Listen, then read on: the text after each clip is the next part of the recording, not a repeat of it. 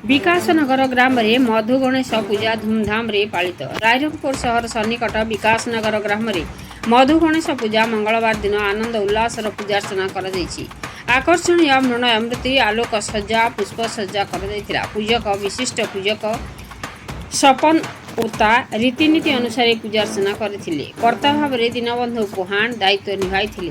आखापाखा अंचल बहु संख्यार श्रद्धालु आसी विद्यादाता तथा अग्रपूज्य गणेश पूजार्चना करने सह आशीर्वाद नहीं। समस्त दीनबंधु पुहाण परिवार तरफ अन्नप्रसाद और भोगराग बंटन कर शशजातक बुधवार दिन विसर्जन कर।